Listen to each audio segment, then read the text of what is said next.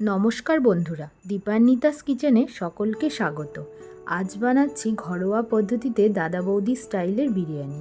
আমি বিভিন্ন রকমভাবে বিরিয়ানি বানিয়ে দেখেছি, এভাবে বানালেই বিরিয়ানির আসল স্বাদটা আসে। চলুন তাহলে দেখে নেওয়া যাক আজকের রেসিপি। প্রথমে একটা কড়াই বসিয়ে তাতে দিয়ে দিয়েছি সাদা তেল।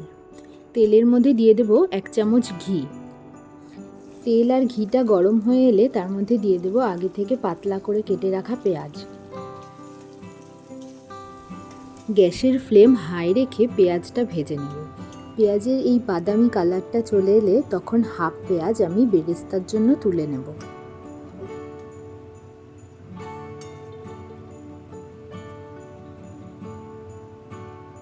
কড়াইতে যে বাকি পেঁয়াজটা আছে তার মধ্যে দিয়ে দেব জল। এবার যোগ করে দেব কিছু গুঁড়ো মশলা। 1 চামচ হলুদ গুঁড়ো, 1 চামচ কাশ্মীরি লঙ্কা গুঁড়ো, 1 চামচ ঝাল লঙ্কা গুঁড়ো, 1 চামচ বিরিয়ানি মশলা আর পরিমাণ মতো নুন।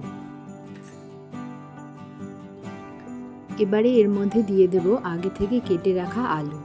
বিরিয়ানিতে যেহেতু বড় আলু ভালো লাগে, তাই আমি আলুগুলোকে আস্ত আস্ত রেখেছি। সব আলুগুলোকে দিয়ে দেওয়ার পর একটা ঢাকনা দিয়ে ঢাকা দিয়ে 10 থেকে 15 মিনিটের জন্য এটাকে সিদ্ধ হতে দেব। মাঝে একবার ঢাকাটা খুলে দিয়ে দেব আগে থেকে করে রাখা আদা রসুনের রস আর 2 ফোঁটা আতর। এখানে পেঁয়াজ রসুন বাটাটাও দেওয়া যেতে পারে। আরও কিছুক্ষণ সময় দেব আলু সেদ্ধ হওয়ার জন্য। আলুটা এবার পুরোপুরি সেদ্ধ হয়ে গেছে। পেঁয়াজের রস থেকে আলুটা একে একে তুলে নেব। এবারে এই পেঁয়াজের রসের মধ্যে দিয়ে দেব মাংসগুলোকে। কোনো জল দেওয়ার প্রয়োজন নেই, এই জলেই মাংসটা পুরো রান্না হয়ে যাবে। মাংস দেওয়া হয়ে গেছে। এবার পেঁয়াজের রসের সাথে মাংসটা ভালো করে মিশিয়ে নিয়ে একটা ঢাকনা দিয়ে ঢাকা দিয়ে দেব। ধিমি আঁচে রান্না হতে দেব মাংসটা। কিছুটা গরম দুধে কেশর ভিজিয়ে রাখব। কিছুক্ষণ পর ঢাকাটা খুলে দিয়ে দেব ফেটিয়ে রাখা টক দই। এই সময় গ্যাসের আঁচ একদম কমিয়ে রাখব, কারণ গ্যাসের ফ্লেম বাড়ানো থাকলে দই ফেটে যাওয়ার সম্ভাবনা থাকে। এবার দইটা খুব ভালোভাবে মিশিয়ে দেব। অন্যদিকে ভাতটা রেডি করে নেব। তার জন্য একটা হাঁড়িতে জল বসিয়ে দিয়েছি। জলে দিয়ে দেব কিছু গরম মশলা, তেজপাতা, নুন আর একটু তেল। জলটা খুব ভালো করে গরম হয়ে গেলে তার মধ্যে দিয়ে দেব আগে থেকে ভিজিয়ে রাখা চাল। ভাত হতে হতে দেখুন এদিকে মাংসটা একদম রেডি হয়ে গেছে। এবার গ্যাসের ফ্লেমটাকে বন্ধ করে দেব। এবার লেয়ারিংয়ের পালা। বিরিয়ানিটা আমি অন্য পাত্রে দমে বসাবো, তাই সেই পাত্রেই পুরো মাংসটা ঢেলে নিয়েছি। এরপর দিয়ে দেব ভাত। ভাতটা আমি 80% কুক করে নিয়েছি। বিরিয়ানির ক্ষেত্রে ভাত রান্নাটা খুব ইম্পর্ট্যান্ট, কারণ ভাত একটু বেশি হয়ে গেলে গলে যাওয়ার সম্ভাবনা থাকে, ভাত ভেঙে যায়। তাই বিরিয়ানি করার সময় ভাতটা খুব সাবধানে করতে হবে। এরপর দিয়ে দিচ্ছি আলুগুলোকে। এরপর দিয়ে দেব বেরেস্তা, যেটা আমি প্রথমে তুলে রেখেছিলাম।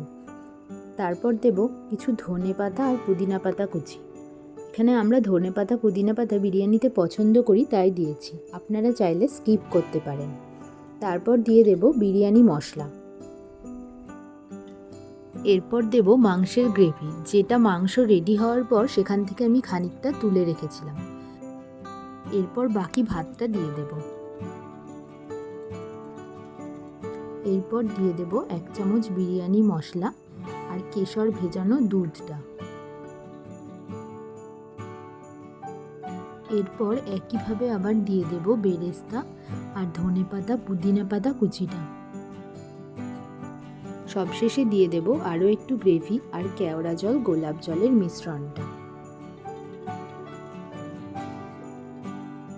সবশেষে দিয়ে দেব একটু নুন।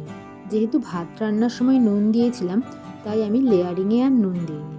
তারপর দিয়ে দিলাম 1 চামচ ঘি। এবার একটা ফয়েল পেপার দিয়ে গামলার ঢাকাটা খুব ভালোভাবে আটকে নেব, যাতে ভেতর থেকে কোনো হাওয়া বেরিয়ে না যায়।